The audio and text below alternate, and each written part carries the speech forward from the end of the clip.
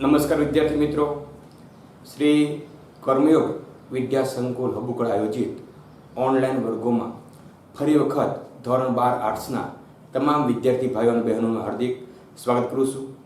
મિત્રો, તત્વજ્ઞાનના પ્રથમ પ્રકરણના 13મા લેક્ચરમાં આપણે આજે જે વાત કરવાની છે એની અંતર્ગત થોડીક પૂર્વ ભૂમિકાની વાત કરી લઈએ કે આગળના લેક્ચરમાં આપણે વિધાન માટેના રૂપના પ્રકારો વિશે વાત કરી હતી કે વિધાન માટેના રૂપના મુખ્ય 3 પ્રકારો છે: તદ્દેવાર્થક રૂપ, સ્વવ્યાઘાતી રૂપ અને પરાયત રૂપ. એમાં આગળના બંને તદ્દેવાર્થક રૂપ અને સ્વવ્યાઘાતી રૂપની વિગતે ચર્ચા આપણે ટાસ્ક નંબર 12માં કરી હતી અને સૌથી છેલ્લા પ્રકાર એટલે કે પરાયત રૂપ એની ચર્ચા, એની સમજૂતી આજે આપણે આ લેક્ચરમાં જોઈશું. મિત્રો, ત્રણેય બાબતો આમ જોઈએ તો વ્યાખ્યાની દ્રષ્ટિએ બહુ સાદી ભાષામાં કહેવું હોય તો એવું કહી શકાય કે તદ્દેવાર્થક રૂપ છે તેના સ્થાનાપત્તિ નિદર્શનો હંમેશા સત્ય હોય છે. બીજો પ્રકાર આપણો રૂપનો એટલે કે સ્વવ્યાઘાતી, તો કે સ્વવ્યાઘાતી રૂપના સ્થાનાપત્તિ નિદર્શનો હંમેશા અસત્ય હોય છે.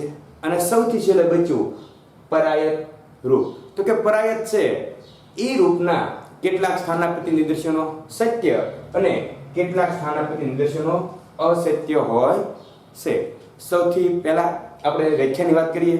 મિત્રો, અવારનવાર આગળના લેક્ચરમાં પણ આપણે વાત કરી હતી કે અવારનવાર 3માંથી એક રૂપ પ્રશ્ન તરીકે પૂછાય છે અથવા ઘણી વખત એમ પણ બને છે કે દાખલો આપણને પ્રાતિક રજૂઆત આપેલી હોય અને તેના આધારે આપણને કહેવામાં આવ્યું હોય કે ભાઈ વિધાન માટેના રૂપનો પ્રકાર નક્કી કરો.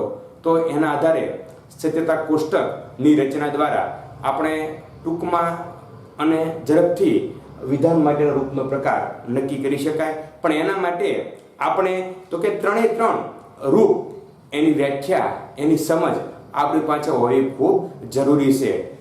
પરાયત રૂપ છે એની આપણે તો કે એની વ્યાખ્યાની વાત કરીએ તો કે પરાયત રૂપ એટલે શું? તો કે જે રૂપના વ્યાખ્યા ઓલા જેવી છે મિત્રો, જે રૂપના કેટલાક સ્થાનાપત્તિ નિદર્શનો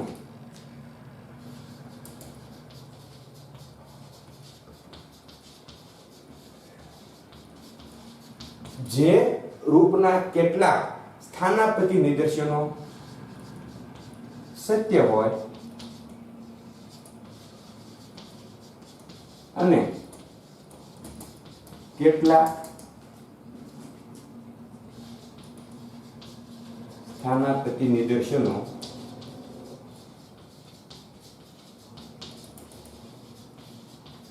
અસત્ય હોય. તો મિત્રો, કેટલાક સત્ય અને કેટલાક અસત્ય હોય તો તે રૂપને પરાયત રૂપ કહેવામાં આવે છે. અથવા એમ પણ કહી શકાય તો તે રૂપના પ્રકારને પરાયત રૂપ કહેવામાં આવે છે. પ્રથમ વ્યાખ્યા પછી તો કે બીજા જે પ્રકાર છે સ્વવ્યાઘાતી એની વાત કરી અને પરાયત રૂપ છે એની પણ મિત્રો બહુ સહેલી વ્યાખ્યા કે જે રૂપના કેટલાક સ્થાનાપત્તિ નિદર્શનો સત્ય હોય અને કેટલાક અસત્ય હોય તો તે રૂપને પરાયત રૂપ કહેવામાં આવે છે. આગળના બંનેને આપણે વાત કરી હતી કે ભાઈ તમને છે એ વિધાન માટેનું રૂપ આપણને ખ્યાલ હોવો જોઈએ. તમને પણ ખ્યાલ છે કે ભાઈ જ્યારે આપણે તદ્દેવાર્થક રૂપની વાત કરતા હોઈએ ત્યારે એનું રૂપ કેવું છે?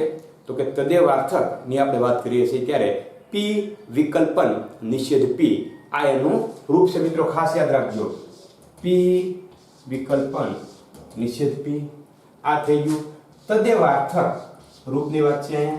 ત્યાર પછી આવે છે સ્વવ્યાઘાતી. તો સ્વવ્યાઘાતીમાં મિત્રો કાંઈ નહીં, એટલો જ ફેર છે પી સમુચ્ચય નિષેધ પી. અને હવે આપણે સૌથી છેલ્લે પરાયત રૂપની વાત કરતા હોઈએ તો એનું છે P શેરથી Q. એકમાત્ર એવું રૂપ છે કે જેમાં બે વિધાન આપણને જોવા મળે છે. અહીંયા એક છે, અહીંયા પણ એક જ વિધાન છે, જ્યારે પરાયત રૂપમાં બે વિધાન P અને Q એમ બે વિધાનનો સમાવેશ થશે. હવે તો કે આ આપણી ઔપચારિક સમજ મેળવ્યા પછી આપણે તો કે પરાયત રૂપનું જે અથવા પરાયત રૂપ છે, આપણે પરાયત વિધાન માટે રૂપ કેવું હોય આપણે એની પણ વાત કરીએ કે ભાઈ પરાયત વિધાન માટેનું રૂપ.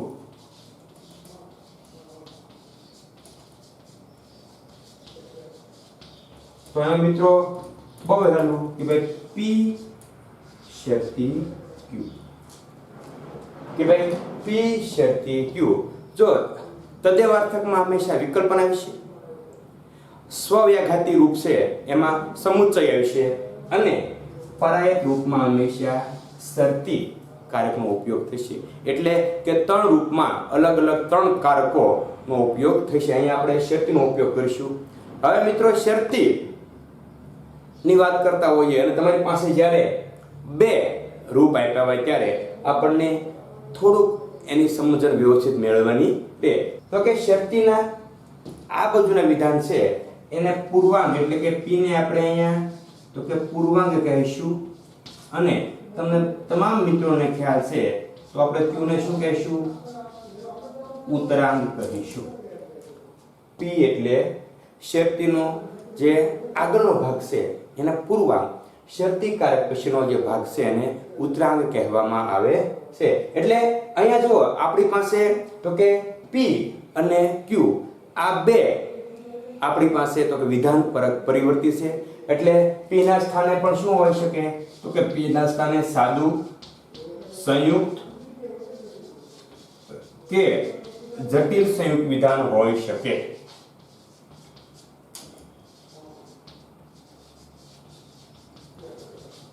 અને એ જ રીતે જે રીતે પૂર્વાંગ P ના સ્થાને સાદું, સંયુક્ત કે જટિલ સંયુક્ત વિધાન હોઈ શકે, તે જ રીતે Q ના સ્થાને પણ સાદું, સંયુક્ત કે જટિલ સંયુક્ત વિધાન હોઈ શકે. મિત્રો જ્યારે પરાયત રૂપને આપણે પેપરમાં અથવા પ્રશ્ન પૂછાય અને સમજૂતી આપતા હોઈએ ત્યારે સૌથી પ્રથમ વ્યાખ્યા આમ જોઈએ તો આપણે ત્રણેય રૂપ છે એની સૌથી પ્રથમ વ્યાખ્યા લખી નાખવાની, ત્યાર પછી વિધાન માટેનું રૂપ લખી નાખવાનું છે, અને થોડીક સમજણ પછી આપણે સત્યતા કોષ્ટકની રચના કરી શકાય. સત્યતા કોષ્ટકની રચના પછી પરાયત રૂપ છે એમાં ચાર સંભાવનાઓ રહેલી છે. કારણ કે વિકલ્પમાં આપણે જોયું હતું ભાઈ કે બધા સત્ય જ હોય, કારણ કે એમાં એક જ સંભાવના છે કે ભાઈ F તો જ F. આપણે સમુચ્ચય એટલે કે સ્વવ્યાઘાતી રૂપની વાત કરી હતી, એમાં પણ હતું કે T તો જ T. પણ અહીંયા જ્યારે આપણી પાસે બે વિધાન આપેલા હોય, વિધાન પરિવર્તી તરીકે આપણે બે વિધાનનો અભ્યાસ કરવાનો હોય ત્યારે ચાર સંભાવનાઓ રહેલી છે. અને એટલા માટે ચાર સંભાવનાઓ હોવાને કારણે કેટલાક સ્થાનાપતિ નિદર્શનો સત્ય હોય છે, જ્યારે કેટલાક સ્થાનાપતિ નિદર્શનો અસત્ય હોય છે. આપણે એની પણ વિગતે વાત કરીએ, પણ સૌ પ્રથમ અહીંયા સુધીનો આપણે અભ્યાસ જોયો, વ્યાખ્યા જોઈ લીધી કે ભાઈ પરાયત રૂપ એટલે શું. એક માર્કમાં પણ મિત્રો પૂછાય છે, એકદમ સાવ સરળ ભાષામાં લખી નાખવાનું કે જે રૂપના કેટલાક સ્થાનાપતિ નિદર્શનો સત્ય હોય અને કેટલાક સ્થાનાપતિ નિદર્શનો અસત્ય હોય તો તે રૂપને પરાયત રૂપ કહેવામાં આવે છે. એનું પરાયત રૂપ પરાયત વિધાન માટે રૂપ કેવું છે તો કે P શરતી Q. પછી તો કે લખી નાખવાનું મિત્રો કે P ને સ્થાને સાદું, સંયુક્ત કે જટિલ સંયુક્ત વિધાન હોઈ શકે. તે જ રીતે ઉત્તરાંગ Q ના સ્થાને પણ સાદું, સંયુક્ત કે જટિલ સંયુક્ત વિધાન હોઈ શકે. હવે મિત્રો આપણે તો કે સત્યતા કોષ્ટકની વાત કરીએ કે સત્યતા કોષ્ટક દ્વારા છે આપણે કઈ રીતે સમજૂતી મેળવી શકાય. સત્યતા કોષ્ટક ત્રણેય રૂપમાં આપણે દોરશું જેથી કરીને આપણને સમજવામાં અને પેપરમાં સમજાવવામાં પૂરેપૂરી સરળતા રહે. તો હવે આપણે પરાયત રૂપનું છે સત્યતા કોષ્ટક દોરીએ. હવે તો કે આપણે પરાયત રૂપના સત્યતા કોષ્ટકની રચના કરીએ. જો મિત્રો આદ્યસ્તંભ કેટલા છે આપણે? તો કે 2, p અને q. 2 આદ્યસ્તંભ છે એટલે 2 ની 2 ઘાત એટલે કે 2 2 4 4 હરોળ આવશે. આ 1 2 3 અને 4. મિત્રો જ્યારે સત્યતા કોષ્ટકની રચના કરતા હોઈએ ત્યારે ખાસ આપણે રચના કરવામાં ધ્યાન આપવું, કારણ કે પ્રકરણ 1 અને પ્રકરણ 2 બંને સત્યતા કોષ્ટકની રચના પર છે. એટલે મિનિમમ છે 20 થી 22 માર્ક છે એ આ બંને પ્રકરણમાંથી અવારનવાર પૂછવામાં આવે છે. અને સત્યતા કોષ્ટક તો અવારનવાર પૂછાય છે. એટલે પ્રામાણ્ય રૂપ કે બીજો પાઠ છે એમાં તો કે આપેલ દલીલની પ્રાતિક રજૂઆત કરી પ્રામાણ્યની તપાસ કરો. એ એક દાખલો પૂછાય છે અને પૂછાય જ છે. એટલા માટે આપણે તો કે ધીમે ધીમે એની વાત કરીએ કે ભાઈ સૌથી પ્રથમ તો કે આદ્યસ્તંભ કેટલા બનશે આપણા? તો કે 2 આદ્યસ્તંભ બનશે. એટલે અહીં આપણે લખી નાખીએ 1 અને 2 આ 3. પહેલો આપણો p અને બીજો q. આપણું જટિલ સંયુક્ત અથવા સંયુક્ત વિધાન છે p શરતી q. હવે 4 છે એટલે tf નું પહેલા એક જૂથ આવશે, 2t અને 2f. એ મૂકી દઈએ આપણે કે ભાઈ t f f. બીજામાં તો એક જૂથ આવશે tf tf. હવે મિત્રો તો કે શરતી નું આપણે જે નિયમ છે સત્યતા મૂલ્યનો એ અહીંયા લગાડવાનો છે. મેં તમને પહેલા વાત કરી હતી કે જ્યારે સત્યતા કોષ્ટકની રચના કરતા હોય ત્યારે સૌથી પહેલા તો કે જે નિયમ છે તે જ લગાડવાનો, જેથી કરીને પાછળના બધાય t અથવા f આપણને મૂકવામાં સરળતા રહે. નિયમ છે શરતીનો તો કે tf તો જ f, બાકી બધે t. હવે અહીંયા t છે પણ અહીંયા t છે. હવે tf શોધવાનો છે તો કે tf અહીંયા tf છે, tf તો f, બાકી એક પણ જગ્યાએ tf છે નહીં. એટલે આપણે સરળતાથી અહીંયા t મૂકી દેવાનો. અને આ જે આપણે તારવણી કોના આધારે કરી છે તો કે આદ્યસ્તંભ 1 અને આદ્યસ્તંભ 2 આ બંને વચ્ચે આપણે તો કે શરતી કારકનો સત્યતા મૂલ્યનો નિયમ લગાડીને આની તારવણી કરવામાં આવી છે. હવે તો કે સત્યતા કોષ્ટકને આધારે જે 4 શક્યતાઓ રહેલી છે આપણે તો કે તેની વાત કરીએ. સૌથી પહેલા આપણે અહીંયા જોઈએ જે રીતે આપણને ખ્યાલ છે કે આપણે સત્યતા કોષ્ટકની જે રચના કરીને સમજૂતી આપતા હતા એ જ રીતે અહીંયા સમજૂતી આપી દેવાની છે કે ભાઈ પહેલી શક્યતા તો કે p સત્ય હોય અને q પણ સત્ય હોય તો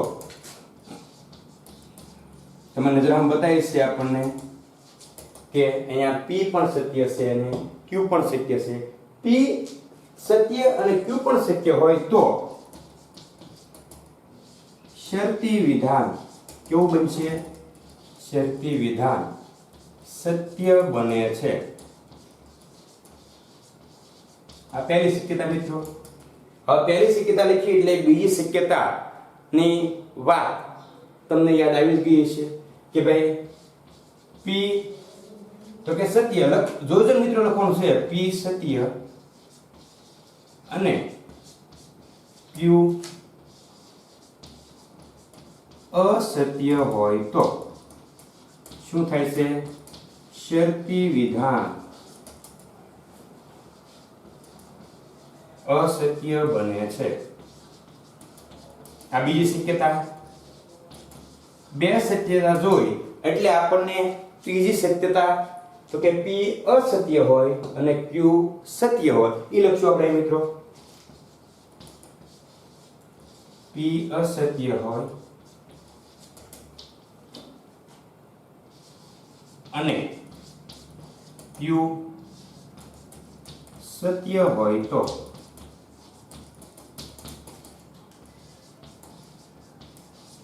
શરતી વિધાન સત્ય બને છે.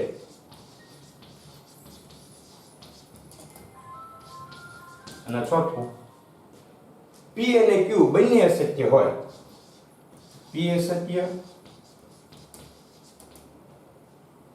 અને Q પણ અસત્ય હોય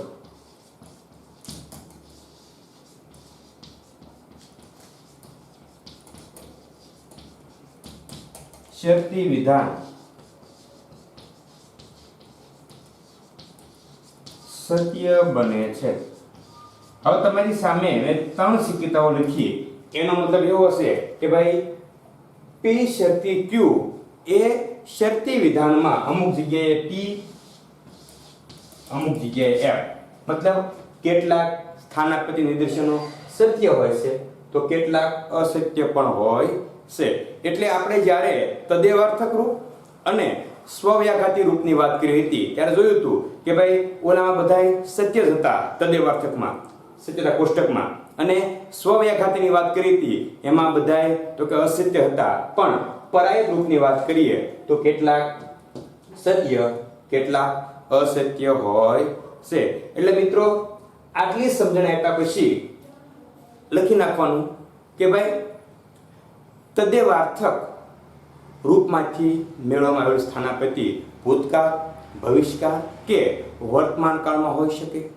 તેના સ્થાને આવતા વિધાનો સાદા, સંયુક્ત કે જટિલ સંયુક્ત હોઈ શકે અને તેના સ્થાનાપતિ નિદર્શનમાં કેટલાક સત્ય અને કેટલાક અસત્ય હોય છે। તો મિત્રો આ વાત થઈ ગઈ આપણી પરાયત રૂપની સમજણની સૌથી પ્રથમ વ્યાખ્યા। ત્યાર પછી તો કે પરાયત વિધાન માટેનું રૂપ, પછી સત્યતા કોષ્ટક, એની પહેલા આપણે પૂર્વાંગ P અને ઉત્તરાંગ Q ની થોડીક સમજણ આપી દેવાની। ત્યાર પછી સત્યતા કોષ્ટકની રચના અને સત્યતા કોષ્ટકની રચના થયા પછી તેની સમજૂતી આપીને છેલ્લે 2 કે 3 ઉદાહરણ આપી શકાય।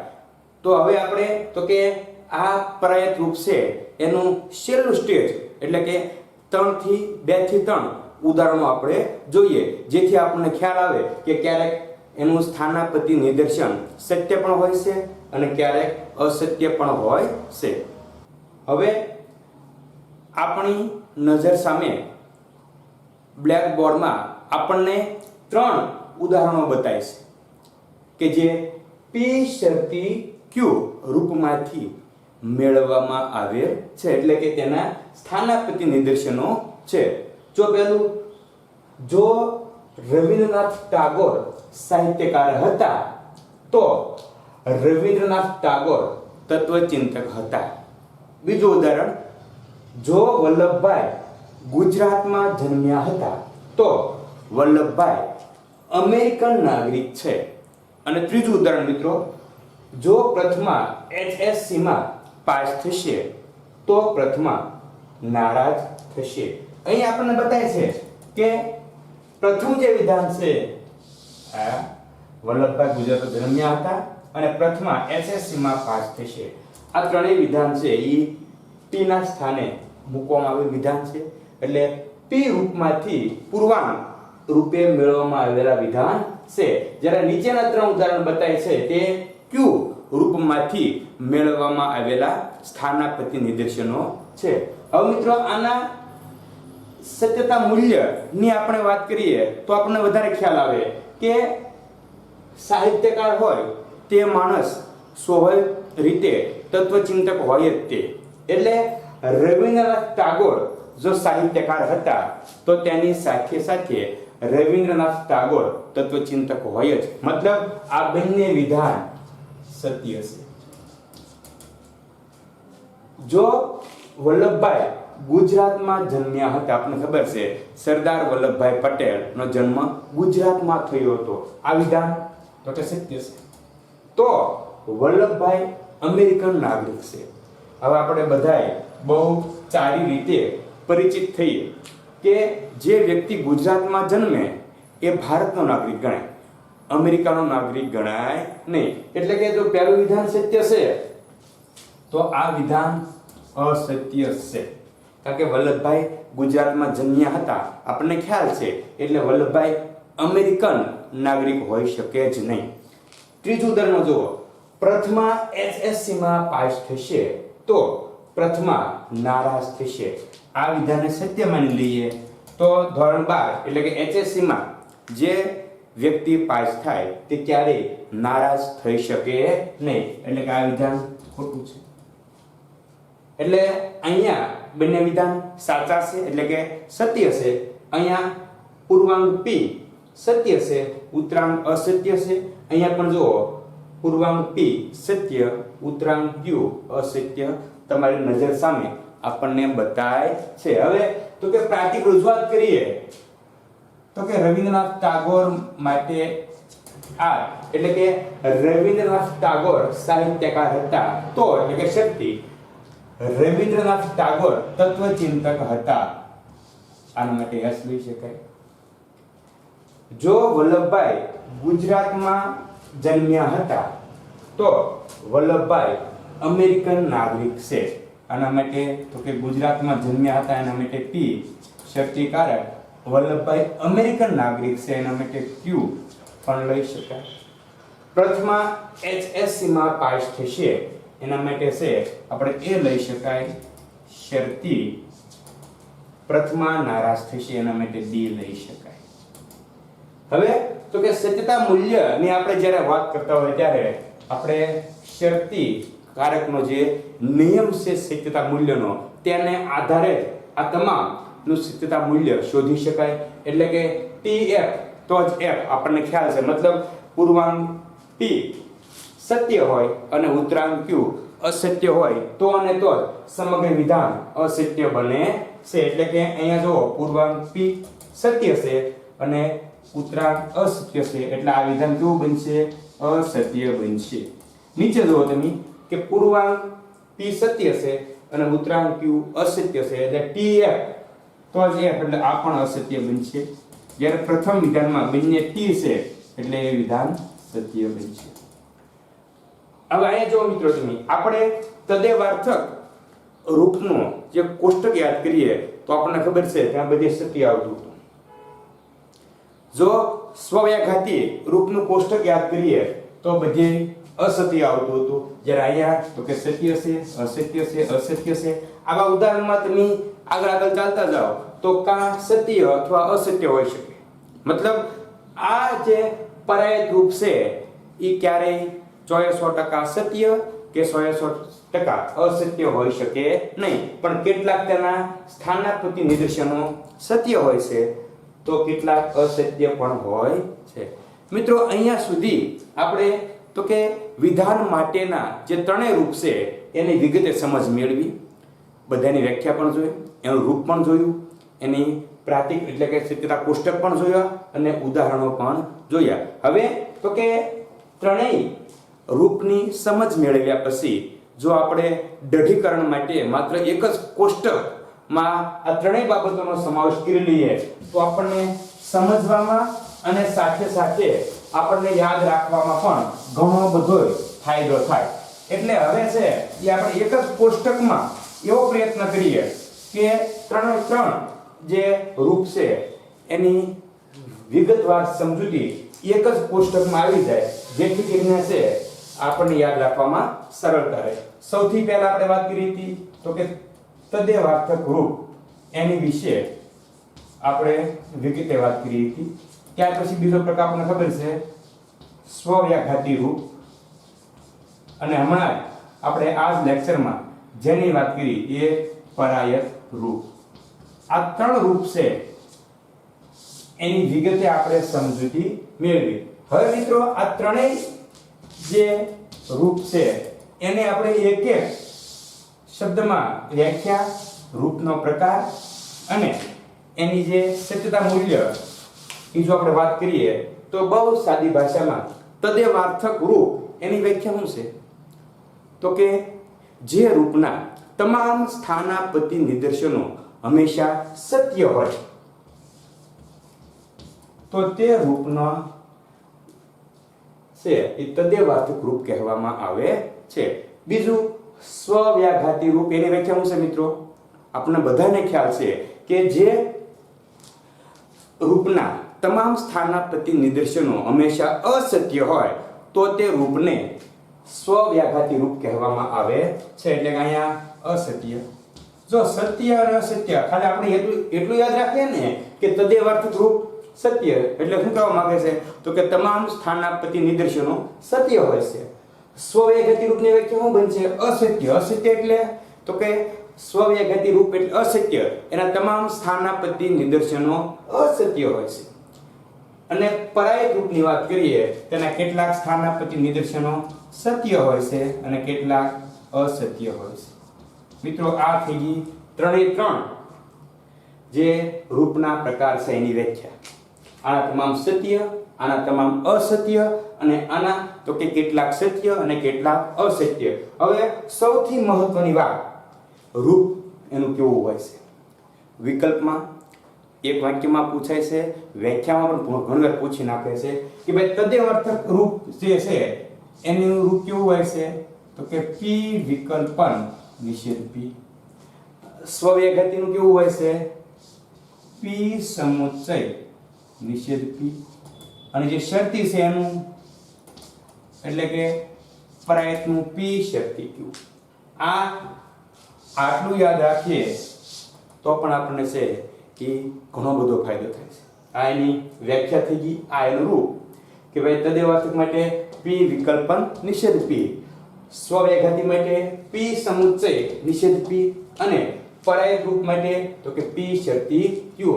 આનું સત્યતા મૂલ્ય હંમેશા સત્ય હોય છે, આનું હંમેશા અસત્ય હોય છે, જ્યારે આના તો કે કેટલાક સત્ય હોય છે અને કેટલાક અસત્ય હોય છે. આ કોષ્ટક દ્વારા મિત્રો આપણને વ્યાખ્યા, રૂપ અને તેનું સત્યતા મૂલ્ય એક સાથે આપણે જોઈ શકીએ છીએ. તો મિત્રો અહીંયા સુધી આપણે તો કે વિધાન માટેના જે રૂપના ત્રણ પ્રકારો છે, તદેવાર્થક રૂપ, સ્વવ્યાઘાતી રૂપ અને પરાયત રૂપ, આ ત્રણેય પ્રકારો વિશે આપણે વિગતે વાત કરી, એની સમજૂતી મેળવી અને હવે પછી તો કે તેના આધારે આપણે તો કે સત્યતા કોષ્ટકની રચના કરી વિધાન માટેના રૂપનો પ્રકાર નક્કી કરવાના જે દાખલા છે એની તરફ જવાનું છે. મિત્રો અહીંયા સુધી આપણે જે વાત કરી, આશા રાખું છું કે તમામ વિદ્યાર્થી ભાઈઓ અને બહેનો આ વાતને વ્યવસ્થિત રીતે સમજી શક્યા હશે અને વારંવાર મહાવરો કરવાથી આ તમામ બાબતો આપણા માટે એકદમ સરળ બનતી હોય છે. મિત્રો આપણા વિડીયોને વધારેમાં વધારે શેર કરીએ અને આપણી YouTube ચેનલ છે તેને વધારેમાં વધારે સબસ્ક્રાઇબ કરતા રહીએ અને આવા અન્ય લેક્ચરો તથા અન્ય શૈક્ષણિક માહિતી માટે આપણી વારંવાર YouTube ચેનલ છે એને નિહાળતા રહો. અસ્તુ.